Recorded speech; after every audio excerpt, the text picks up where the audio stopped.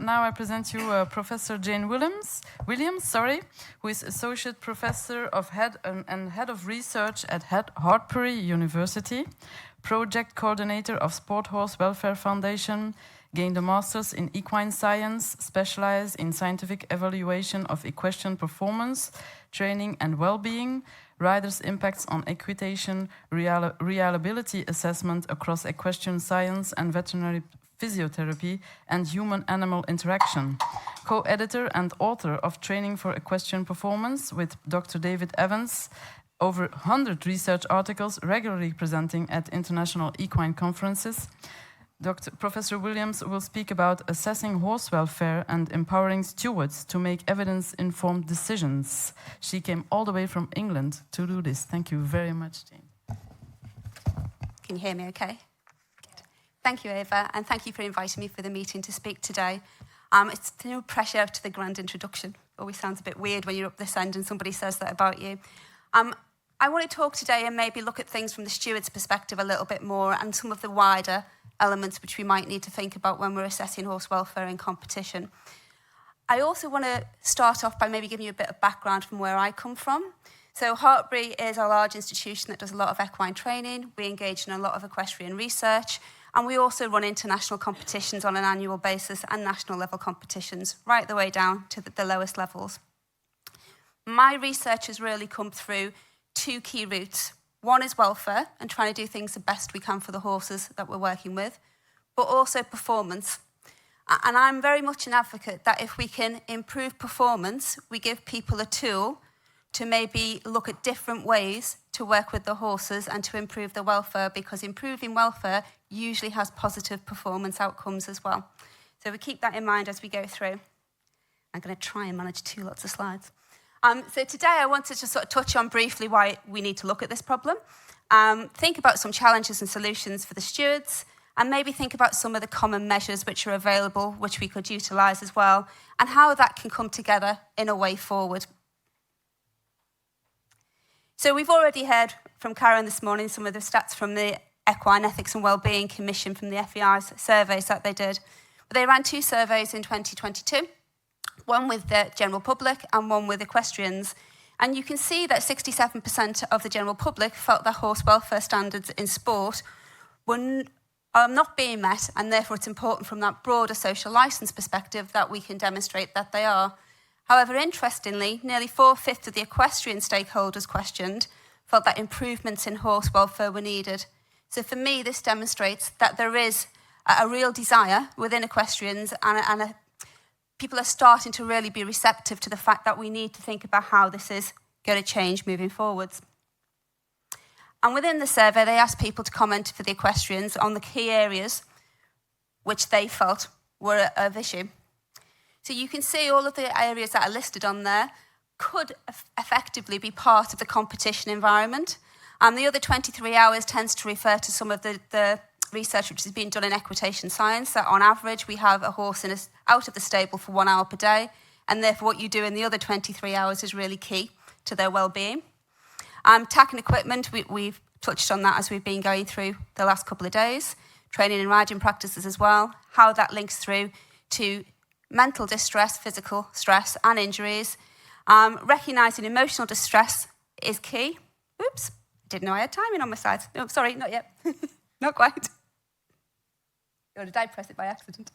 And also thinking about horses as objects and as numbers, and not necessarily thinking about them as a sentient partner in sport.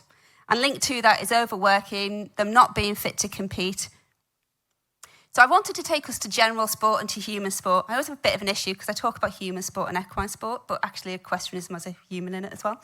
But if we think about humans in sport, there's a whole body of literature which acknowledges that sport is a stressful activity, and it can be stressful both physically, physiologically and psychologically. And there's some nice examples on here. So I don't know if any of you follow triathlon. This is the Brownlee brothers. They're a UK-based team. And what you have is 2 brothers. One, I can try and find the pointer, with this guy here, finishing the end of a triathlon race, exhausted. Oh, it's that one. That's my fault. I keep pressing the slides on rather than doing that.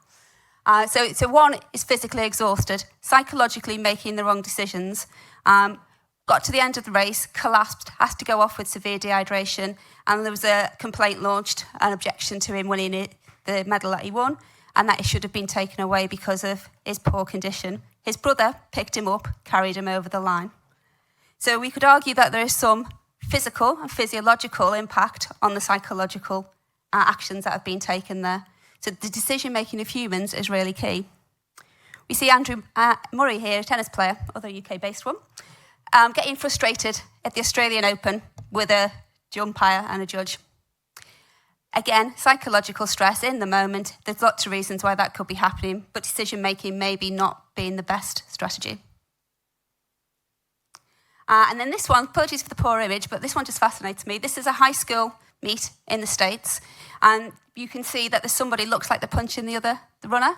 So the guy in the black, he actually got pushed off the track by the one in the white, and he came back on the track later on and punched him. And it just shows you that in the moment, we as humans, the impact of the stressors that we feel in competition can give us really poor decision-making. Now, as humans, we can articulate when we want to stop, and we can be in control of ourselves. But we know pressure, fatigue, dehydration, they can affect cognitive processes, and we can also get so caught up in the moment that we make poor decisions. So I just want us to keep that in mind and think about the horse. So, do we agree horses should be used in sports? I will say I'm an advocate of horses and use of horses in sports with the right framework which is put in place. If we agree that they are to be used in sports, I believe they will be subject to some transient stressors as part of that process. What is important within that is how we manage them, how we prepare them, and what we think is acceptable within that process. So we, hopefully, are all on the same page that we have a duty of care to protect the horses and to safeguard their welfare. For me, that starts a lot earlier in terms of the training.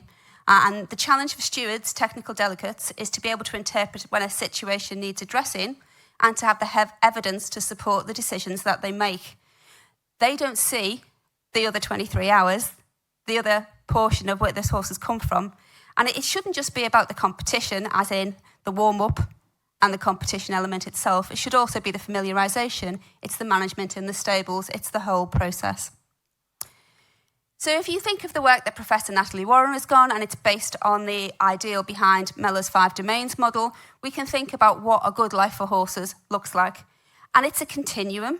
We might have odd moments, which will be in the red negative zone. You will have neutral behaviours and you will have positive behaviours.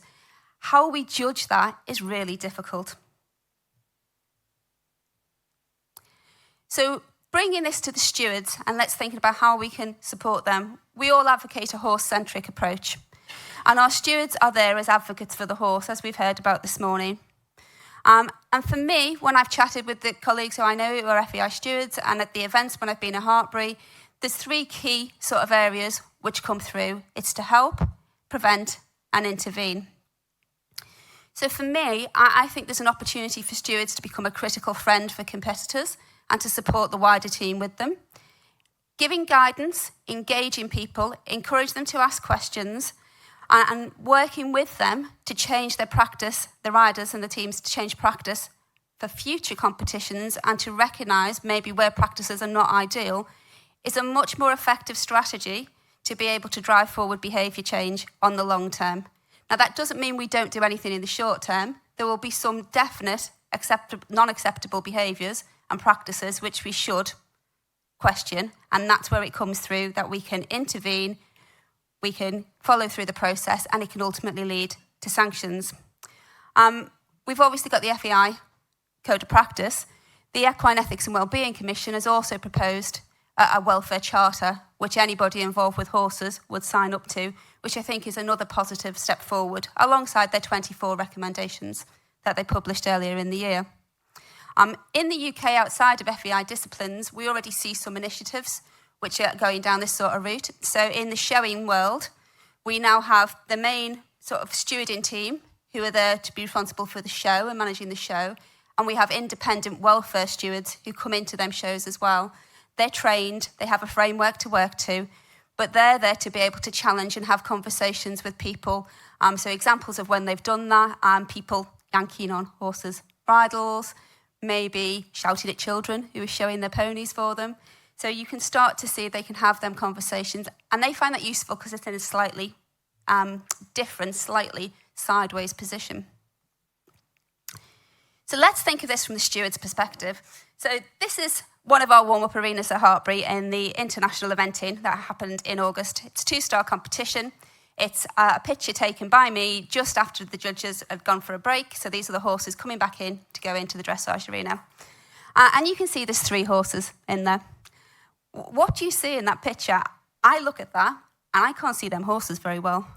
And if I'm standing in the position of where this camera is, I'm going to find it very difficult to judge what I'm seeing. We've done a lot of research. One of the reasons we have lovely facilities like this. The research is about trying to map what horses do in warm-up, trying to look at behaviours and other elements of that as well. And when we do that, we usually have video cameras, we usually have multiple observers, and we usually can only map 1, possibly 2 horses at any one point in time in the warm-up. And the steward is trying to manage all of that, potentially with some support, but it's really difficult. We also have a number of cameras in the arenas at Heartpury, and you might think putting cameras in is the solution, but the cameras only work if you're directing where the cameras are going as well. So I think it's really key to appreciate the challenge that comes through this. I think another key area is subjectivity, and I wanted to just touch on a concept called situational awareness. This is a concept which is about us, and all of us have got different personal lenses that we're going to look through the world at. And our opinion, the way we interpret the world, is going to be shaped by our life experiences, our trainers, our coaches, our value set, our knowledge or perceived knowledge, and that could be knowledge that's learned through books, courses, social media, etc. And then we also have that day, that moment. We might have had an argument with our husband. We might have all sorts of hassle going on in the background, and that will influence how we make decisions.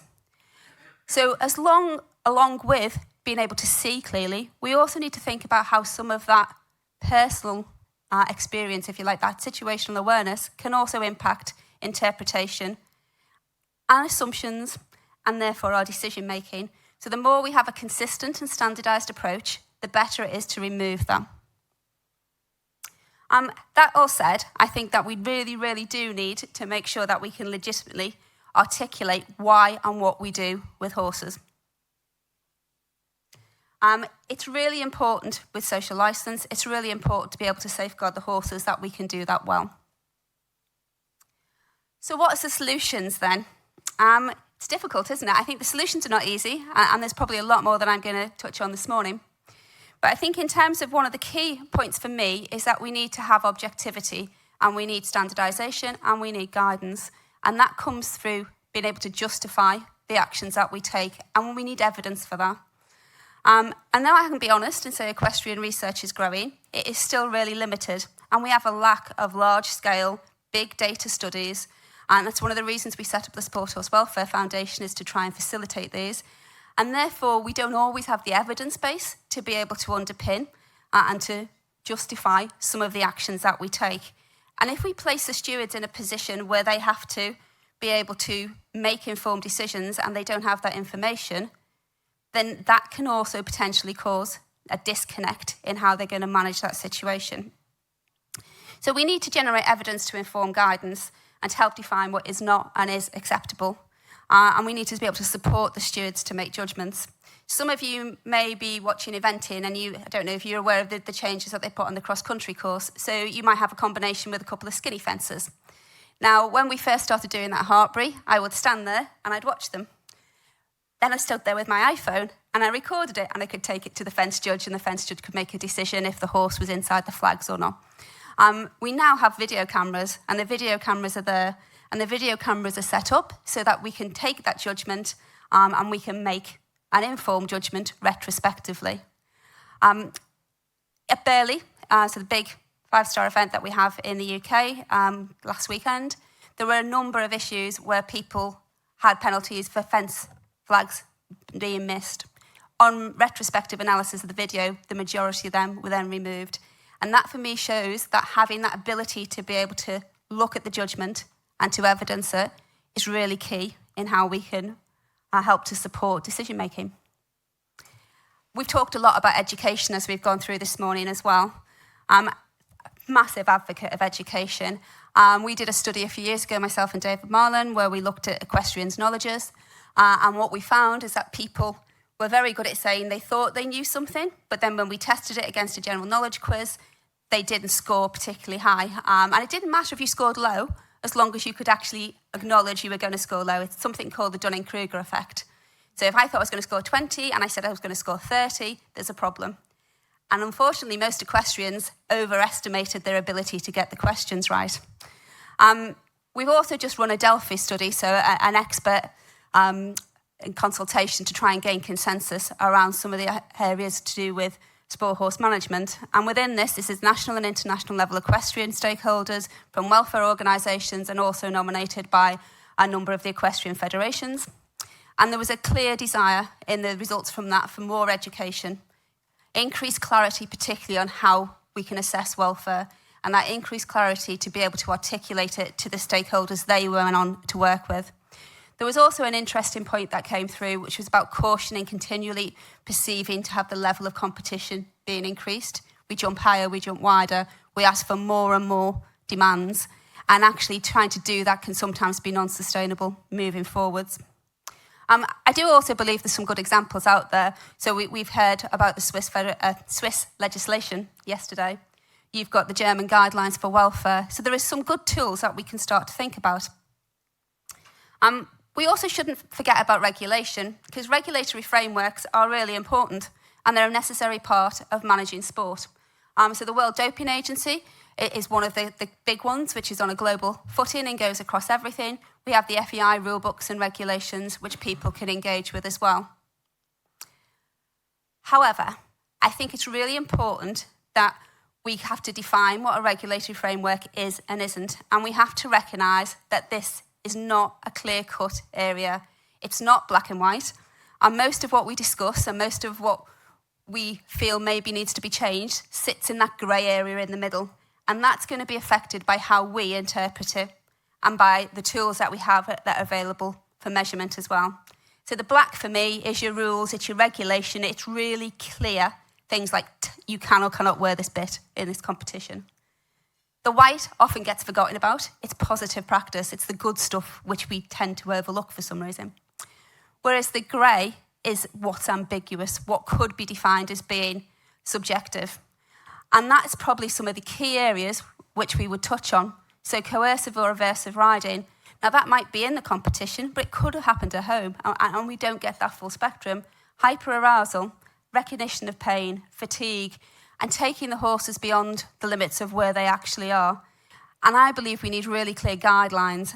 I don't think it's easy to do that, but I think we need to start to generate these ethical frameworks to be able to inform consistent decision making, and also to give the stewards and the broader industry the scope to be able to stand up to scrutiny and to challenge. Scrutiny from the public, from a social licence perspective, but also we recognise that you will get taken to court on some of these things. You will have to stand up and legislatively be able to show it's the correct or incorrect decision.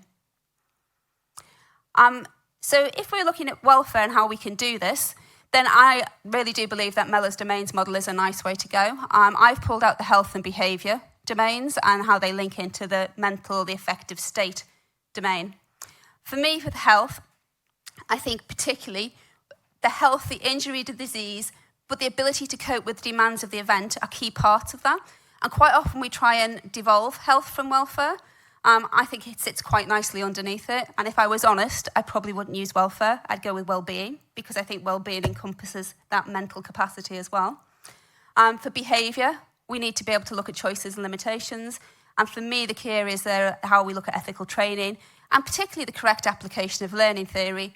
So with learning theory, we know that we want to try to give clear, consistent cues, and we get a response, and we stop. And I think it's really difficult for riders to recognise that. We can overpower horses, and also we're not very good all the time, particularly at the lower levels, but we're not all the time good at releasing that stimulus, that cue, once we get the response. Horses learn in 1 to 2 seconds. So if we're persistently putting on multiple cues, we're confusing them, and that can then escalate up to that coercive riding. And that maybe is one of the elements that we could start to look at in some education. And it isn't just about competition, as I said, it's about at home and training as well. And this is just some of the measures drawing on the literature. There's a really nice review just come out by Santos Mauricio, looking at how we look at emotions in horses. But we have physiological measures that we can look at to look at welfare. We can look at heart rate, we can look at cortisol, hormone levels, etc. That's not always very easy to do in competition. It's not practical, takes a lot of stuff. We're already doing dope testing, so it might not be the easiest way to take it forward. The emotional level, so HMP is head and neck position, as I'm sure you all know, but we've got heads, we've got ears, tails, eyes, we've got general behaviours, how people and horses interact with the humans and with themselves, and they're supported by research papers. Again, with pain, a lot of these come through the different pain scales that we have available. But, and there is a but, and it's a researcher in me speaking now, whilst these studies have been published and peer-reviewed, a lot of them are in smaller sized populations, and a lot of them are done in situations where there's retrospective analysis. So you're going back to review video. You have video, it's not live assessment. You have multiple observers. Them observers have been trained. And it just shows the complexity of looking at and judging this area. They are all incredibly useful tools, but their usability drops a little if you aren't trained and you can't recognise the correct signals. There's a really nice review, which was done by Jan Ledvig and colleagues from Equine Science, which looked at the ridden horse pain ethogram and looked at some of the potential areas where there could be subjectivity and interpretation. And particularly one of them could be, for example, linked to training. So a reluctance to go forward could be poor training. Now, that doesn't mean it's necessarily right when we see it in the show ring, but it isn't necessarily pain. And I think that puts us into a position, if you're the steward, how can you start to differentiate? Do we acknowledge that poor training is something that needs to be addressed, and is that the right place to do it? Or are we saying the horse is in pain and it's not acceptable? It's the grey again, isn't it? There's lots of grey within here. So, moving forward, what do I think? Well, I don't think it's an easy way to move forward. For me, and I am a scientist and I'm invested in research, so I will admit I have an unconscious bias here, but it's about robust evidence and data. And the more we can collate of that in different ways, the more we can have a really strong footing for how we manage what we see and move forward for the challenge that can come from there.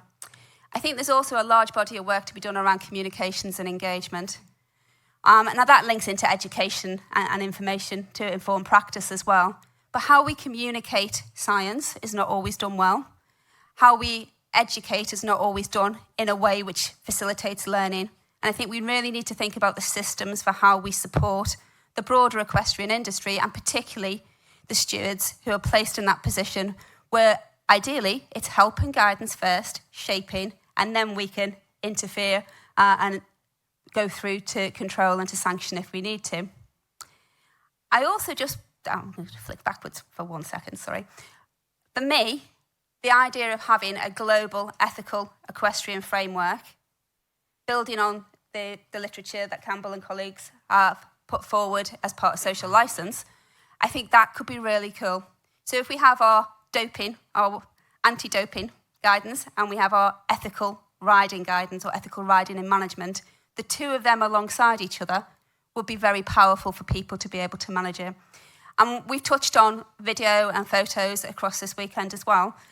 And we do a lot of work with AI. So we've looked at AI systems to be able to measure facial expressions in pigs and cows with our partners at UE. We're doing some work at the moment, more following through with cows, that through using video to assess measures. I don't think it's perfect and it's really complicated, but just to give you an idea that we can train AI models to recognise different information. The information that goes into them has to be correct, otherwise the model is only as good as what you train it to do, and they are not perfect. And again, if we wanted to do that, we wanted to put cameras, we wanted to do all of this technology in place, every venue would have to have that, they'd have to be financially supported, there would have to be standardisation and more training. So I don't want people to think it's a simple solution. but potentially moving forward, it could be an option. And just before I finish, I also wanted us to just touch on social licence within this broader conversation. And remember that, quite rightly, we're advocates for the horse. We put the horse first and foremost in our discussions of social licence. But social licence was not designed for horses or animals. It was designed to protect the wide world, if you like, from an industry or a sport. And it's effectively a framework from the public to give you acceptance to do it. And that includes the people and the environment that we're operating in as well, and particularly the people. The equestrian sector is made of lots of different communities who all have quite strong voices and opinions. And if we don't recognise, respect, and treat people with respect when we have our conversations, we are not going to be able to engage everybody, and we're not going to have a social licence. And I think we can sometimes forget about the people in all of this as well. And I see some really poor examples of how people are treated on all elements of arguments in different sectors of the equestrian industry. So, I am going to come to a close and hope I wasn't too short or too long. I normally really overrun, so I was trying to manage it. I'm going to finish by recognising that while there is a lot of work to do in the equestrian sector, and I have a lot of respect for stewards. I see what they do, how they manage it well, and I honestly don't know if I would want to be in their shoes. So I think people who do that and do it effectively, hats off to them. But I think it's easy sometimes to sit back and think we've got so much to change and so many problems. But actually, we've come a really long way. If you look back 10, 20, 30 years, horse welfare is really improving and moving forward. It doesn't mean there's not more to do. But I think we are working towards giving horses a good life. And I do believe that needs to be judged on that continuum, not on just snapshot moments. And I think if we look at the quote from St. Francis of Assisi, who's a patron saint of animals, what we are hopefully have done is we're starting by doing what's necessary to get rid of the poor practice. Then we're starting to examine what's possible and improve practice. And before you all know it, we'll have achieved the impossible, and we'll have lovely, happy, healthy horses who we are all proud to be involved with. Thank you very much.